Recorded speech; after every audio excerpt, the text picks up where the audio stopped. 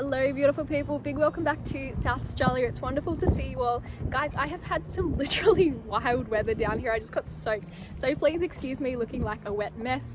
But I am today on the Yorke Peninsula. That one's just west of Adelaide, in between the Fleurieu and Eyre peninsulas. It looks a little bit like a boot, so you might be able to spot it that way if you're not familiar with the area. But in this video I'm going to be doing a little bit of a tour of the Innis National Park, which I'm currently in. You can probably see behind me, and as well a few favorites from the peninsula basically that I've been doing yesterday and I will be doing tomorrow as well. So that's it. I don't really want to get blown away. I'm going to jump straight into this national park tour and we can see what we can find.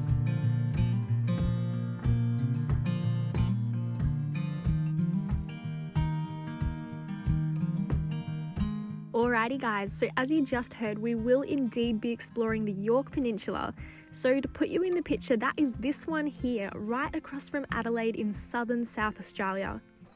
It's not a massive area, it's only about a 200 kilometre or 2.5 hour drive from one end to the other if you were just simply driving it without seeing anything.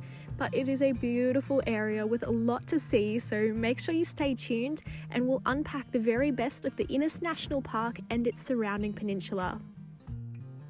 Certainly for me, the highlight and real destination of this trip is the Innis National Park, located right on the southern tip of the peninsula. But that's not to downplay the trip out there, so let's take a look at it. The country headed out onto the peninsula is fairly flat and dusty, beautiful country drive to say the least, and like a lot of iconic South Australian destinations, it's an awesome spot to see beautiful low-lying lakes and pink lakes especially.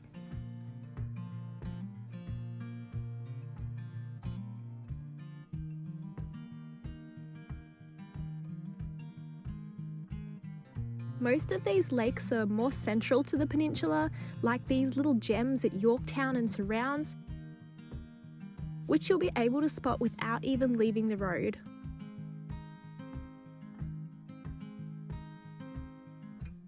You can see here I did head out along a few very well maintained dirt roads to do some coastal exploring, but as a whole the peninsula is mostly bitumen and very accessible, discounting just a few four-wheel drive only beach tracks further out from the main tourist route. Following along the coast, you'll see a few iconically South Australian beautiful orange sandy cliffs and of course a jetty or two. This one is located at Adtribution, just up from the Adtribution mine cutting lookout.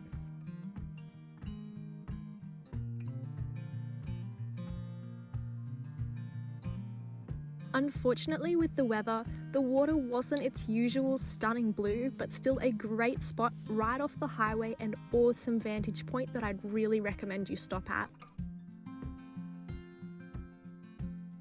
In fact, the peninsula is covered in great little lookouts, just like this one overlooking the little Port Julia seaside village.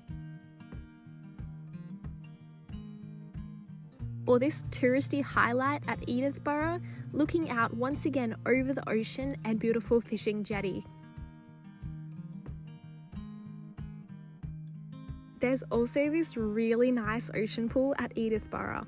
It's right across from this sign actually, and would be stunning for a swim in summer. However, do watch the tides with this one. It is obviously a tidal pool, so you might want to check that out if you plan on having a more relaxing swim and visit. At this point, I did break up the drive and spend the night, allowing myself to leave the whole next day free for the Innis National Park. And if you've got the time doing the trip, I'd highly recommend you do the same, or of course book camping within the park if you would rather split it up that way. I obviously didn't get to stay in the park, so here is a very quick look at my morning view over Magazine Bay. Certainly I would say not a bad way to start off the morning. Then I did also, while I was on the coast, want to check out quickly the Magazine Bay Cave. This is a cave dug into the cliff face just out from Point Turton, which seems to be a pretty common feature not just here on the peninsula, but right throughout the cliffs of the South Australian coastline. It's certainly not something that I have back near my home in the northern rivers of New South Wales, or something I ever really grew up with, making it a real point of interest for me and something I did want to check out. It was a very cute spot, and with the weather outside, certainly a nice spot to shelter from the rain. I'd say in better conditions you'd have beautiful blue water and it would be a lovely spot to look out at the ocean from. 10 out of 10, highly recommend checking out the caves while you're on the South Australian coastline. Moving on to the bottom of the peninsula, let's talk about the Innis National Park. It's not a huge park by any means, but I was so impressed with this spot, so I hope you will be as well. As for getting into the park, you won't need to book in advance, but there is a $12 vehicle entry fee, plus $17 I believe if you want to camp as well. Either way, this can be paid at the visitor centre on your way into the park. From here, unlike most parks where you would just park up and take a walk, the Innis National Park is around a 20-kilometre scenic drive route with smaller walking trails, points of interest and lookouts branching off from the main road. The first main point is Little Emu Beach.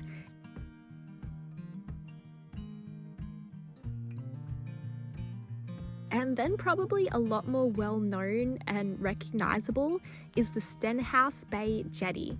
This one's accessible via the Stenhouse Bay Lookout Trail and absolutely gorgeous.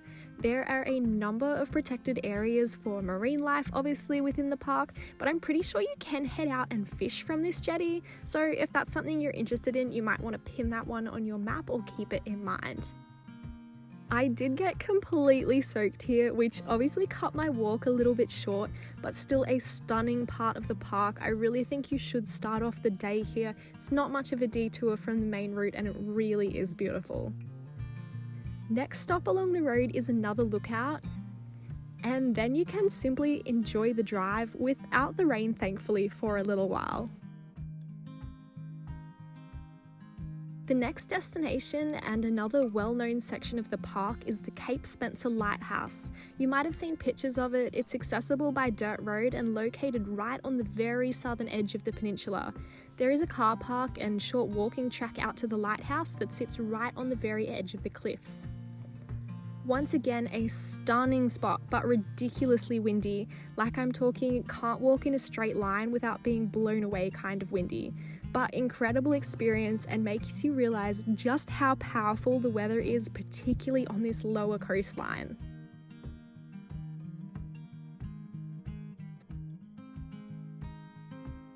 Once again, I got completely soaked and the rain started freezing on my windows. That's how bad the weather actually was. Moving off the coast back inland and out of some of that really nasty windy weather is the Innis Historic Village. There is a short walk here or longer walk linking through the park if you'd prefer the option of sightseeing by foot. The village history is well preserved and easily signed to explore as you walk through.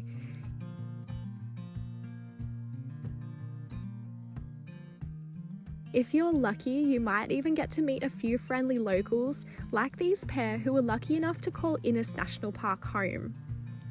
The walk does continue a fair way, and you could certainly spend hours on these tracks alone learning the history of the area. Follow the road back to the coast, however, and you'll find a different piece of history. One from the South Coast Shipwreck Trail. Its anchor standing above the cliffs as a marker of what remains. Unfortunately, there is no current access to the beach, but you will be able to look down at the Ethel Wreck shipwreck and storms rolling in off the sea.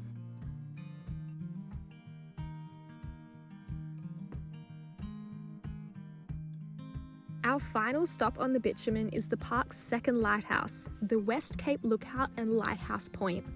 Like most of the route, it's a great spot to overlook the ocean, but one that offers both lookouts and walks. The walk to the lighthouse is a simple rocky track with obviously no tall vegetation whatsoever to protect against the wind, yet easy to follow with absolutely beautiful views that you're going to want to check out.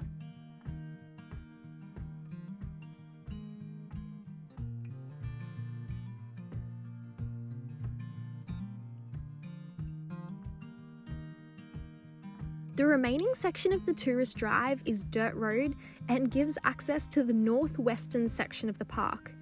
Here you'll be able to find everything from campgrounds, beach access, lookouts, and even Goblet Bay.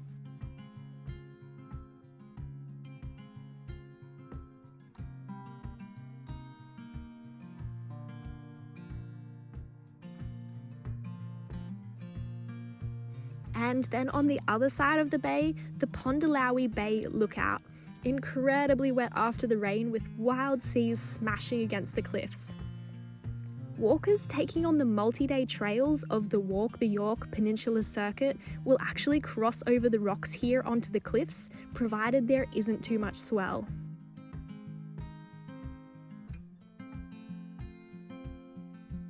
If you do have the time and are interested in taking the drive a little further, I'd highly recommend taking the trip to Browns Beach. This is the furthest accessible point on the national park route and a great lookout over the massive sand dunes that go beyond the park's trails. From this point, unfortunately, you do have to retrace your steps through the park. It is a no-through road, but it will be a little quicker, obviously, without those stop-offs along the way, just making it easier to complete that main tourist route on the way back.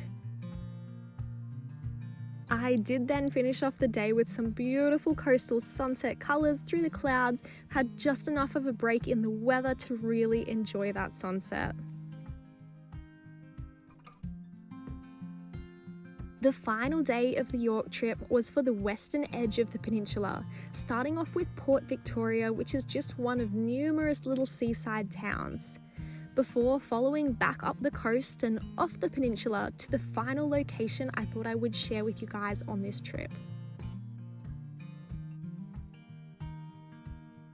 This is the Lochiel Pink Lake, or Lake Bumbunga, in the Clare Valley. Just a short walk off the Princess Highway, and one you might want to consider stopping for. The lake does actually have a fair bit of water in it at the moment, affecting the concentration of the algae and bacteria levels, which actually turn it pink. The amount of cloud hanging around also doesn't help to get that beautiful light shining on the water, get that colour really coming through, but this is a little bit at least of what it looked like. What I really think was cool though is that it does come complete with its own little Loch Ness monster. I certainly can't say that it's every day you see one of those. And then finally, just a beautiful rainbow over the lake to finish off the trip. Okay guys, that does just about wrap up my time down here in Yorke Peninsula. I've obviously moved up a little bit higher now. The weather's still doing its thing, but I have this absolutely beautiful rainbow in the background, which is really lovely to finish off on. I definitely enjoyed the trip down here. I'd 100% recommend you detour off and do the peninsula, especially Innis National Park. That one was just lovely. Shame about the weather, but nothing too much you can do, and really spectacular to see it in the different weather with such wild seas going on as well. So guys, I am going to move on before I get drowned and rained on once again. I've got a little bit more to see in South Australia before I do head back to Victoria for the snow, so hopefully I will catch you all soon.